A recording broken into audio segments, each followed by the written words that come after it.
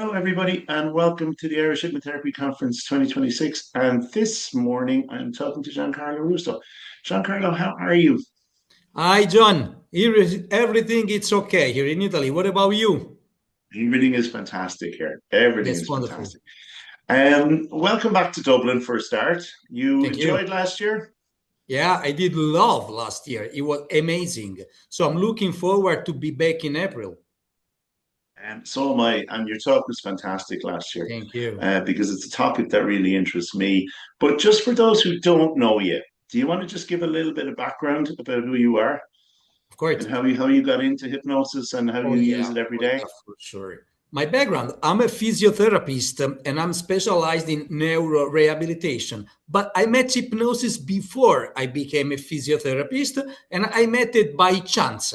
I met somebody who was very good in doing hypnosis, and I became his student, his private student.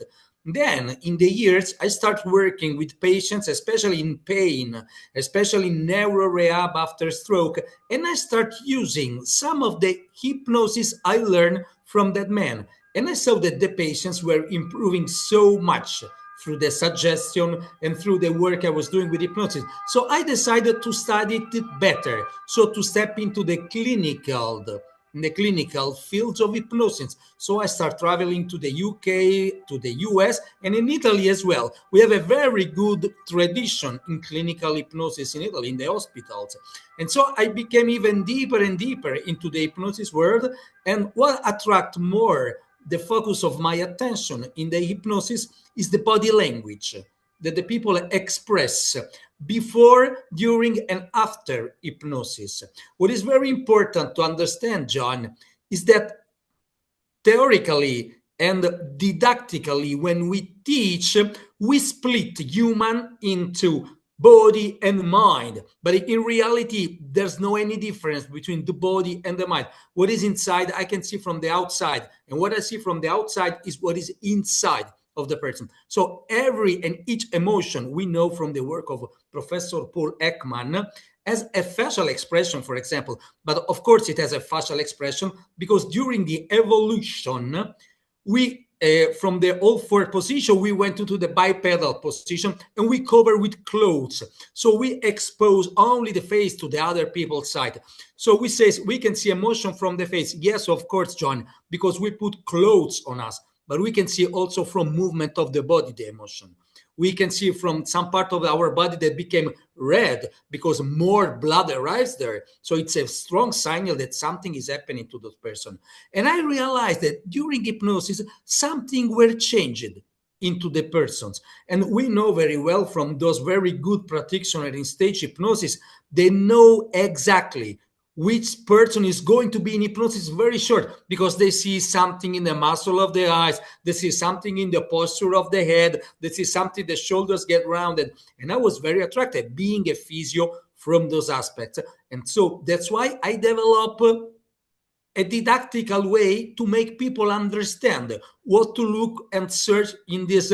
They used to call minimal cues, but I call big cues that tell us what happened inside the person. And this is the only way we can use to understand if our effort in the induction is reaching the target. Otherwise, we don't have any other kind of information to know if the person really was into hypnosis.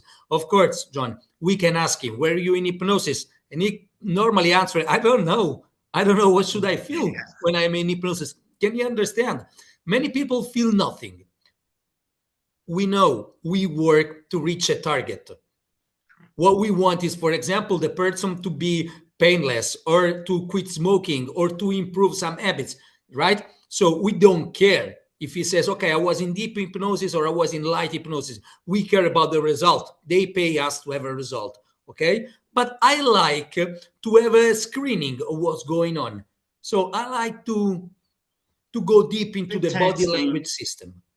Yeah, it dictates your work to a large degree. It dictates how much time you need to spend on the hypnosis process before you get into the therapeutic side of it. Exactly that. Exactly that. You know what? What else? I am quite sure. And if, for example, you read that beautiful book, is The Body Keeps the Score, Yes. yeah, that we can. really assess some traumatic memories from the body of the person. And we exactly know something. When I ask to my students, because I teach in the university, and I ask to my students why we choose hypnosis for that patient, why don't we choose, for example, another approach? And they are, they get into doubt, they don't know what to answer. The real answer is that because we want to work in the unconscious of that person, we don't want to work in a conscious level.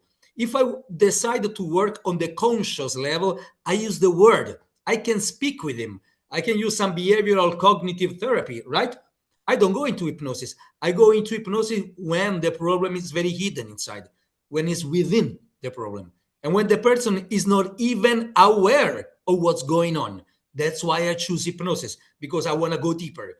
And that's why I want to speak a language, and that's the subconscious language, and that's the body language, the subconscious language. That's why I want to step into those way of the body working to understand what's going on to the person, right? Well, with a physiotherapy background, obviously that makes sense. So you Exactly that. saw the results for people. Yeah. For me, it's very important to see the muscle tone distribution into the person and to see if that muscle tone distribution modified during hypnosis.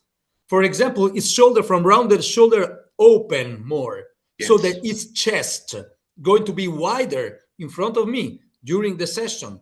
Or for example, those higher tone in those muscle loose, tone and the head's going down. So I know something is happening there. Then how Yes. long can he maintain this muscle tone after? These are very important things for me to assess during hypnosis, right? And I what? want to see something modify. I want to Okay. see. I don't want him to tell me. I want to see No, no, myself. no, absolutely. You want to see the physical evidence because Yeah, the words, he may not be able to articulate those words. They may not even be aware they're happening. yeah. That's often the case. As you And know, of course, we also know we can physically change. I mean, we can stand up. That's a conscious choice to do that and feel exactly better in that. the moment. Yeah. You're getting it unconsciously Then, happening, being a which, physio, I'm allowed to touch people, to introduce yes. physical contact with people. They want me to be touched, They ask to me, can you touch me? And so I have this other weapon to use with them. And I can really So use this. you see the improvements in them in a physio context, Oh, yeah. in a therapeutic context. Oh, yeah. And sometimes, you know what, John? I don't even tell them that we're going to do some hypnosis because I see that when I start modulating my voice, when I start modifying my posture, something is starting happening them. So I don't even mention that they know that I do hypnosis. Come on, they That's come to me for fascinating. that reason. But I So don't tell them, you're okay, now take a basically deep breath in, close your eyes, and put your. I just go. And that's amazing, I think. so you're That's what leading them makes the through your difference own body between language. hypnosis and other approaches. So you're leading them through your own body language. Yeah, yeah, Okay. yeah. That's You got to can be use very your body fascinating. language to modify their body language Yes. in a very subliminal way. And there's a beautiful book from Amy Cuddy from the US about the power posture. Yeah, we can Powerful. interact due to the mirror neurons with the other person. I can smile, I can show myself even better, and I can modify their mood in that moment. And that's very important, Absolutely. especially with some patients. We did a research that we finished in May, and they're going to publish in oncology on pancreatic cancer in Italy. And we had beautiful outcome with hypnosis on pain, on anxiety, on constipation. They're going to publish on a very important, Brilliant. yeah, it was very important research. Yeah, because That's something as you I'd know, be really oncological interested. pain is not very easy pain to be treated by medication, Yeah. right? Yeah, They of go into course. opioids very strong, like I don't Yeah. know, but very strong opioids. No, Yeah, absolutely. They use the strongest for that. Of course they do. yeah, Yeah. and we have very Um, beautiful outcomes. that's wonderful. I look forward to hearing about that. Yeah, In your talk then in Dublin, that is what you're going to be talking about, which is body language. I'm going to talk about not only body language in hypnosis, right? Right. So I will tell and I will teach people what to looking for, how to looking for, the hierarchy of what you have to looking for, bigger and little signal, and then put all together into the induction, right? So teach them what to look for and show them how to do it. Yeah, exactly that. It will be an Complete. interactive lecture where I will teach people what to do. Not That's only fantastic. show them. I want people to go out from the room that they learn a new skill that they can start Absolutely. using as well as they learn it. Yeah. And Right. that's one of the things I love when people demonstrate, because I love that I learn by watching and doing, actually, rather That's than by what words. that's the way we learn So when we're kids. We learn by looking to the other people what they do. Right. That's why we stand up and we walk, because we see our parents doing that, and we go through yeah, imitation. You know, monkey see, monkey do. absolutely. They used to say. Yeah. Absolutely. I'm looking forward to that because your talk last year was fantastic. So do I. Thank And you. this year, I'm really looking forward to it. It's going to It will be be even absolutely better. wonderful. Right then. And more, I mean, you were in Dublin last year. How did you enjoy Dublin, say, like, as regards other conferences? And I'm just honestly, You know what? I I would say Dublin looks a lot like Italy. People is very warm, very friendly, good food, good beer, good fun. I've been around, and nearly every day we all used to go to restaurant, to clubs, and then I was there 2 more days with Ansuredi from Switzerland, excellent. and And I we've been saw seeing the pictures of you castle, guys we've been in around. distilleries and, Yeah, yeah, and we yeah, had yeah, so big fun. We've been to the Guinness Brewery. Yeah, and we enjoy yeah. so much Dublin. It's really a nice place to be. I do love Dublin and Ireland. People I is can't amazing. wait to have you back. So It's do going to be I. wonderful. Thank you so much, Absolutely John. wonderful. Take care. Um, And thank you so much for your time this morning. And for anyone who is watching this, thank you so much, firstly, for taking the time to watch it. And all the details are on www.irishhypnotherapyconference.ie, Friday, Saturday, and Sunday, 24, 25, 26 of April.